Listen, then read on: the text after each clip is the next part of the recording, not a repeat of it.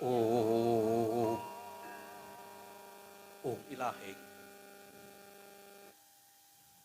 Om Ilahing Wiknomastu Namasidham Mastu silat mriyama jagat karana siram tondo kawisesaning disana sono sinawung estu mastih lestantun lampu budya jinantur tutur katela tula-tulat mring labdeng paradya Winursita Pama Pramaiskara Gyatunium jaman purwa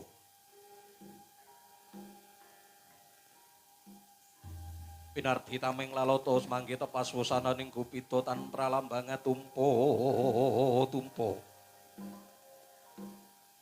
marama panggung Sang Murwengkada sep dumadine wayang purwa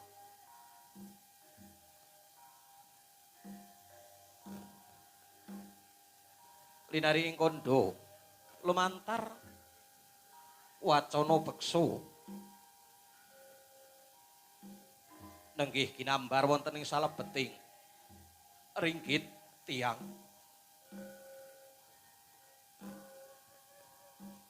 nenggih negari pundhita ingkang kakodasa purwa eka minangka wilangan sawiji dasa 10 purwa minangka ning wiwitan senadyan to kathah praja ingkang samya kinempulan angkasa lan kepangku dening Sang Hyang Pertiwi namung datan kadya negari ing Dwarawati negari Panjang Punjung Pasir Wukir Loh Jinawi tata titi tentrem satemah karta Toraharja sinten to ingkang ngangasta pusananing adil nenggih datan sanes Nalendra Titis Wisnu Srinata Bathara Kresna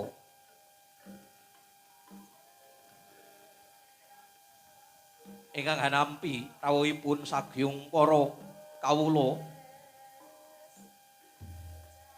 lan ugi ingkang sampun prapta risang raka ing Mandura nengiri Sang Prabu Baladewa Prabu ingkang sekti kalintang jayaning perang ingkang satuhu Hanjaki cecek doyonging Raja Ndwarawati amargi linangkung sektine bebasan sinuduk putung tinumbuk bungkul Cinarito Resang Prabu si Bratara Kresna uga nampi rawuhipun Resang Patih Udawa lan ugi Senopati Setyaki ingkang satuhu minangka tetungguling praja bebasan kegodhongan tan samya obah samirana datan lumampah ingkang kepireng nenggih sabdane Risang Nata Srinata Bathara Kresna ingkang badhe hamedhar sabda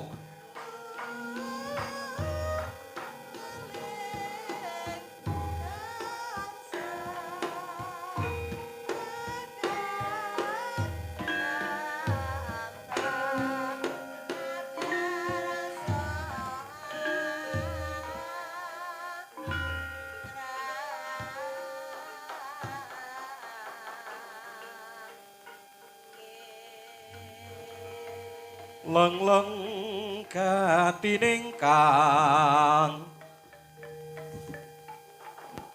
awan sapa-sapa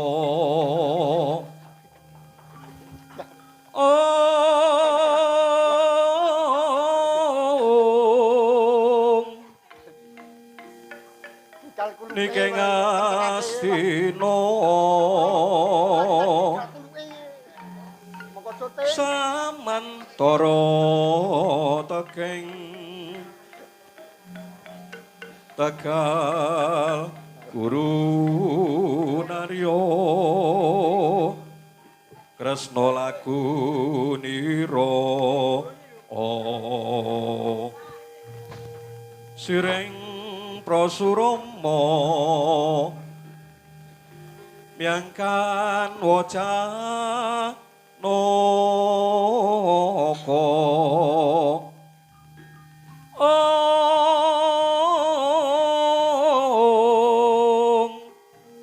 dulur Narada kepangya menggaing miwah ruri karya Risang Bupati Risang Bupati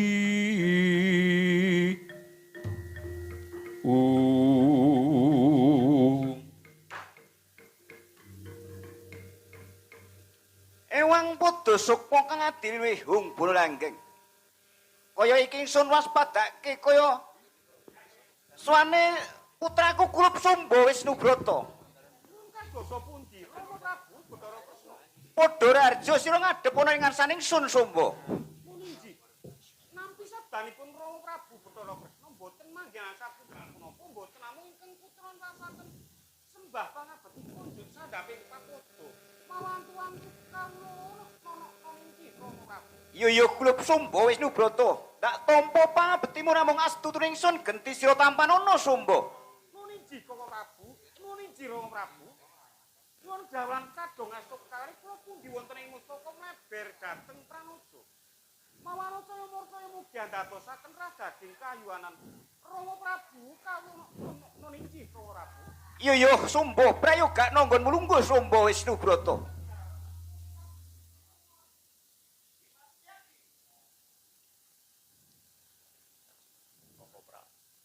Padha Rarja sira ngadhep ana ing ngarsanipun Kakang Dimas Haryo Setyaki.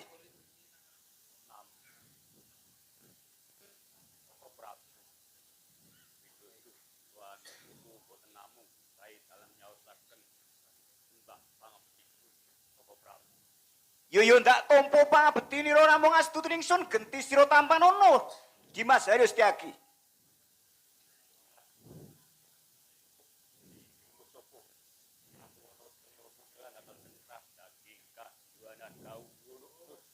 Ya lungguh Kang Prayoga Dimas. Kakang Udawa. Padha becik sira ngadhep ana ing ngarsaning ingsun Kakang Udawa.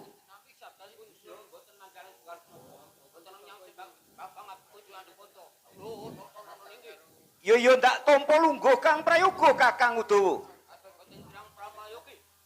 Mangke to mangke Koko Prabu. Batara. Cuk Cai Prabu. Pun kakang soanono ing kraton Ndorowati nganti mekenane didal jare.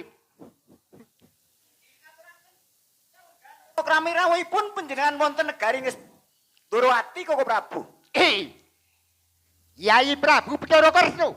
Ing sareni Yai Prabu Bathara Kresna kadang kuano pun kadang werda Yai.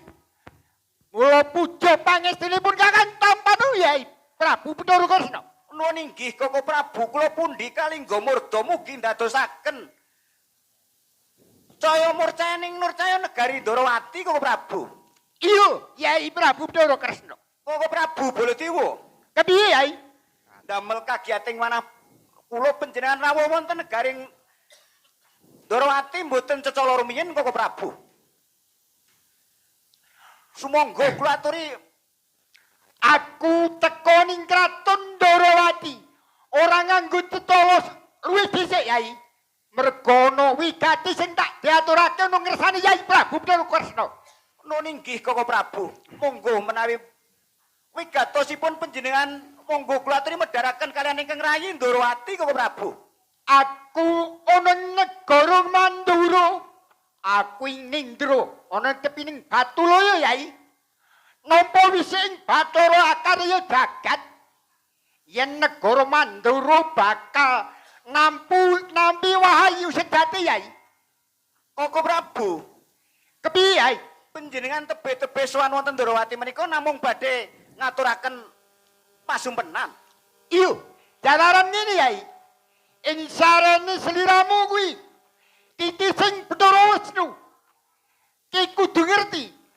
Mula pun kakang teko ning Ndorowati bakal nyoro widaki. Werdine opo to? Wahyu purba sejati. Jalaran sing nampa trah Mandura Yai. Nuwun inggih Koko Prabu. Leres ngendikanipun Koko Prabu bilih nindra panjenengan menika wonten negari Ndorowati badhe katurunan ingkang awujud wahyu Koko Prabu. Wahyu purba sejati. Menika enten sekawan perangan Koko Prabu. Kepiye Yai? Opo? Wahai Yai. Ingkang sepindhah menika wahyu cahyaning rat ingkang ing semangke badhe katandhaken tumurunipun wonten Dimas Permadi Koko Prabu. Oh, mongkon Yai. Ingkang kaping kalih menika wahyu membaning rat Koko Prabu. Ingkang badhe tumurun wonten ing Diajeng Rara Ireng Koko Prabu. Dadi wahyu papat iku temurun ana kaing Mandura ngono Yai. Injih menika Koko Prabu ingkang kaping menika Rumangsa seneng Yai. Jalaran trah Mandura bakal nampa wahyu kabeh. inggih Koko Prabu. Lajeng ingkang kaping 3 menika wahyu reksa ningrat ingkang mangke tumurun badhe turun bateng kula kiyambak Koko Prabu. Oh, dadi Yai Prabu bakal nampa wahyu reksa ningrat ngono apa? Nuwun inggih Koko Prabu. Dirpun kakang iki bakal nampa wahyu apa Yai? Panjenengan badhe nampi wahyu yuwana ningrat Koko Prabu. Wahyu yuwana ningrat. Anjra ingkang Guspitarum kasiliring samira nomring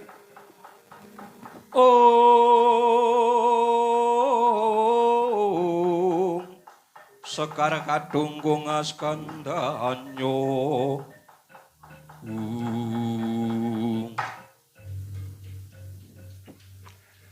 Yai Prabu Bathara Kresna. Kados pundi Koko Prabu? Ndurwahyu kuwi awake dhewe kang Mandura bakal nampa wahyu ana papan ngendi Yai? ing semangke badhe tumurun wonten ing pasaranipun luhur para Mandura menika wonten Astana Gadamadana Bapak Prabu. Ana ing pertapan Astana Gadamadana lho. Nuwun inggih Bapak Prabu. Yen to mangkono ayo bebareng sowan ana ing pertapan Dereng Gadamadana. Nuwun inggih Wawan monggo Bapak pangandikan Prabu. Pasewakan Agung Negari Ndwarawati. Dumatakan kagiat wonten ing manah sinten to tarunanipun. Datan wonten gajah ingkang medhun saking Wangkilang datan wonten macan ingkang bedal saking Kerangkingan. Ingkang kabiyarsa nggih Nalendra, kakah piteksa ingkang kumawantun gedhor korining negari Ndwarawati. Kula ingkang sowan. Sinuwun.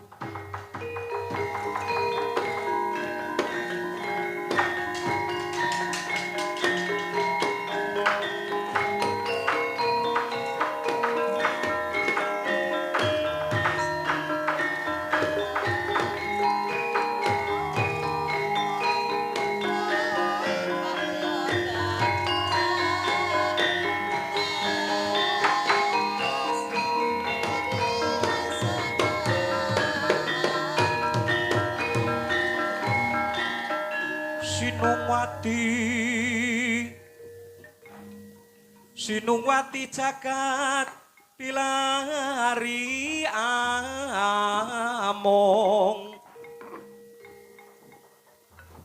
bak lumembak ombak ing samudra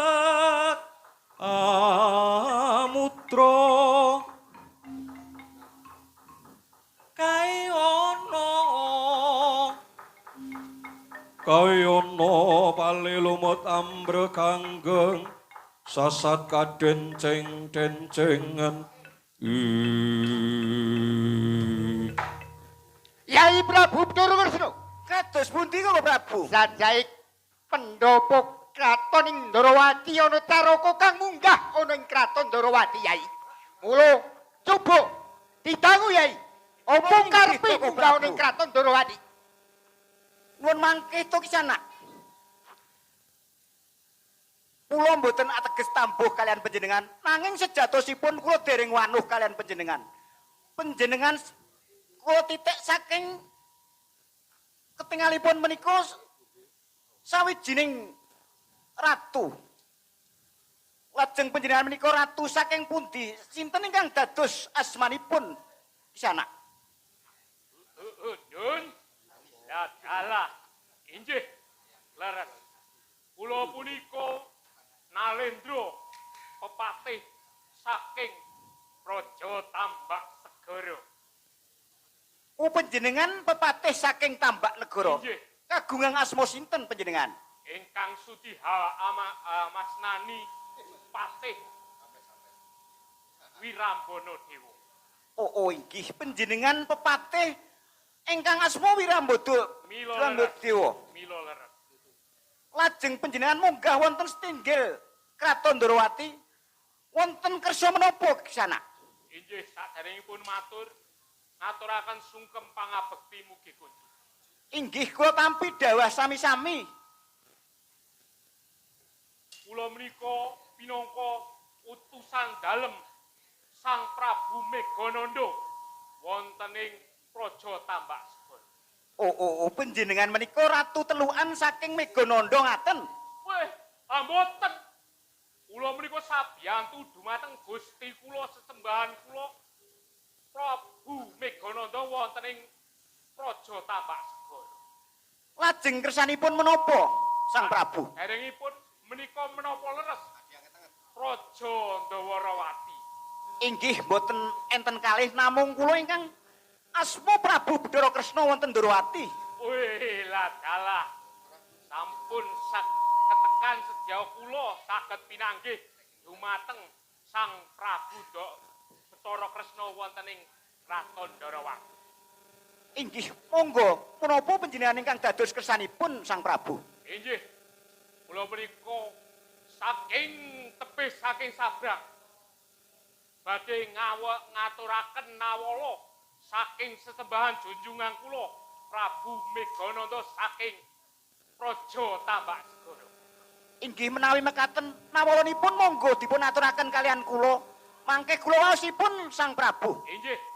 Monggo kula aturi nampi nawala saking Sang Prabu Megananda.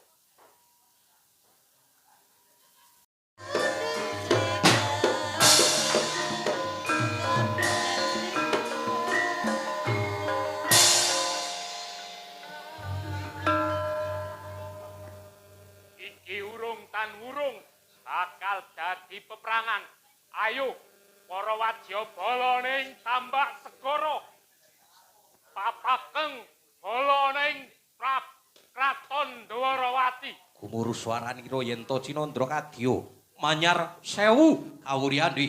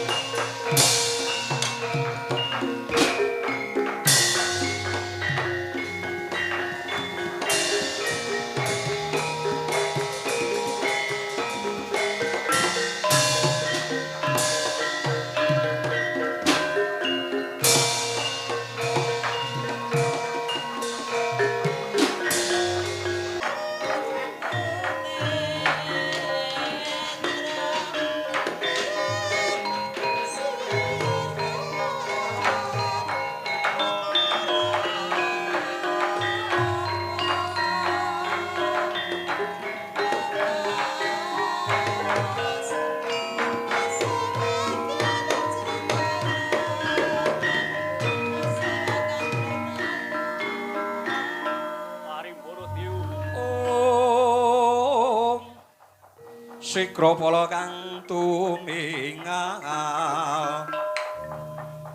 prang campya samya metali lirwi lating kota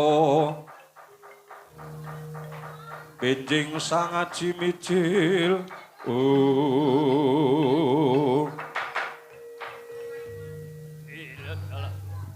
Wiramula Dewa. Iya, kepiye Sencaki? Yen kena tak priake becik, luwih becik, wurungno angenmu badhe nglawan. Kena wurung anggonku nglamar yen wis glumundung pustakaku. Sedya wani marang aku. Iya, opamu sing tak wedeni? Yen budi tak sembadani, bangga tak rambungi. Ojo rontok ikan. Pancakara yen to Cinandra kadya samudra Cinandra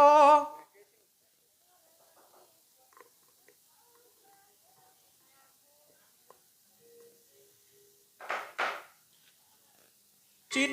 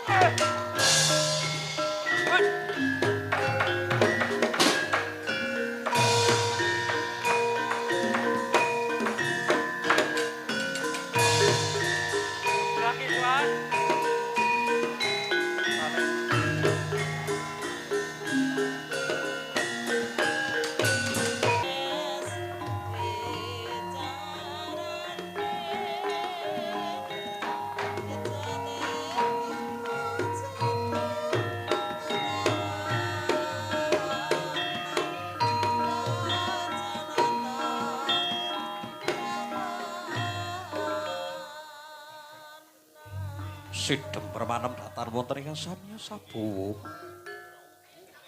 Cinarito wonten ing agenging praja Tambak Segara Risang Prabu Megananda tansah gandrung-gandrung kapirandu ento Cinandra katon beblin drungan kawuryane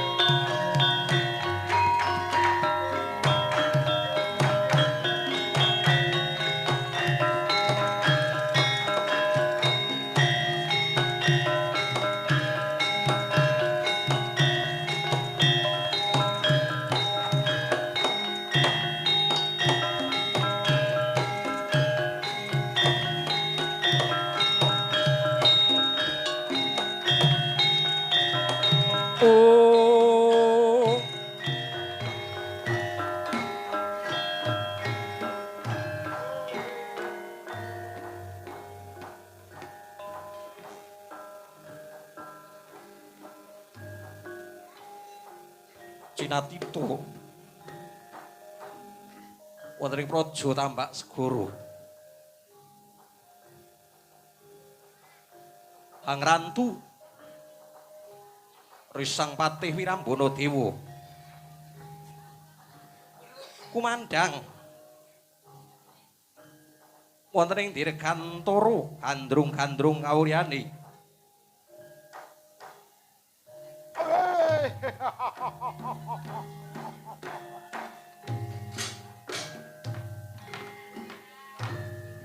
Sadurunge nggonku manjing ana sadring kraton Tambak Segara. Nanging kawula kabeh ora ono. Bisa ayem tentrem nggonku ngraton ing Tambak Segara. Nanging yen aku wis bisa nggarwa putra Indrawati jajeng Rara Ireng.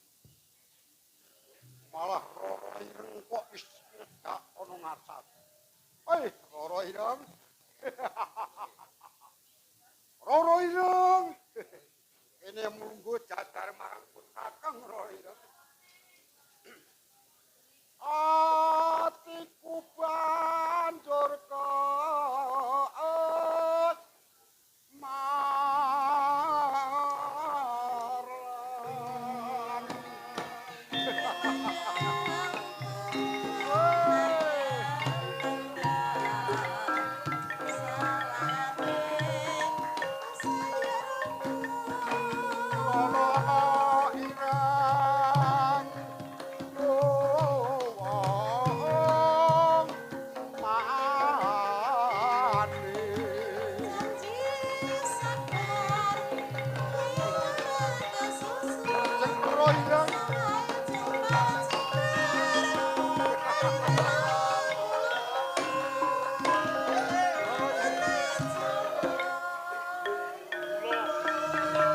Sang Prabu kula punika wonten Rara Ireng. Rara Ireng kene Dasar putrane. suling kumandhang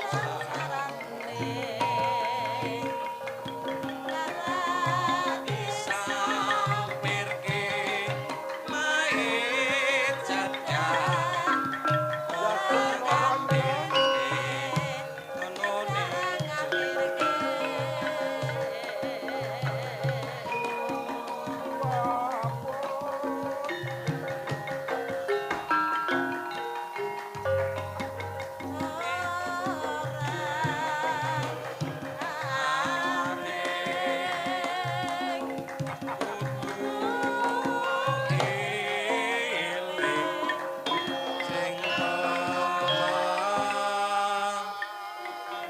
Tak sengkake minangka nglenggahi jamparing keprabon prameswaring Tambak Segara ya jajan.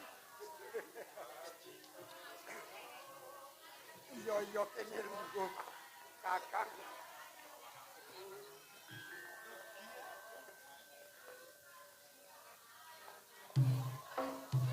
Malam Minggu kutha Solo pancen rame ayo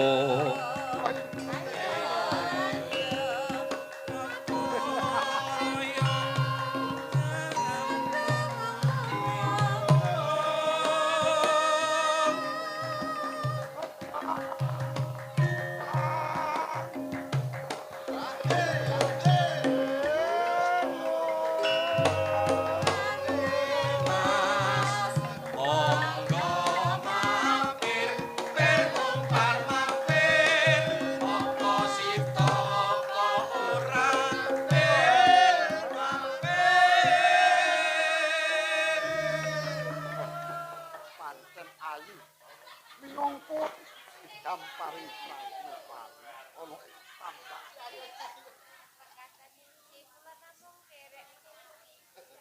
Iya. Dasar putrane. swara suling kumandhang swarane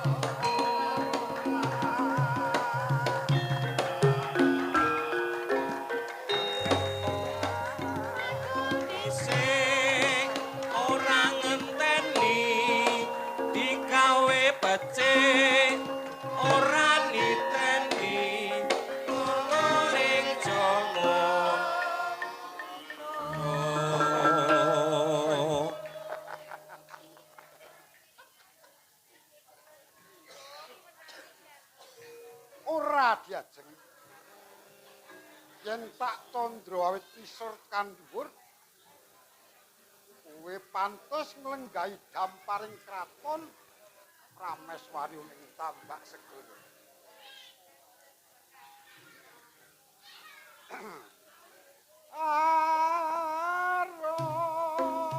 Milih iki apa milih kae jo ngesuk-ngesuk jo mepet-mepet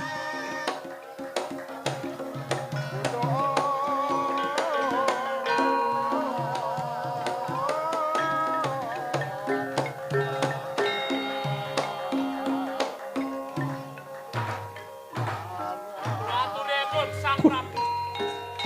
latalah Kula punika Sang Patih.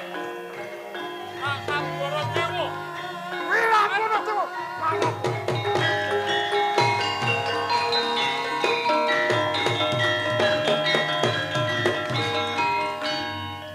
Wiranguna Dewa.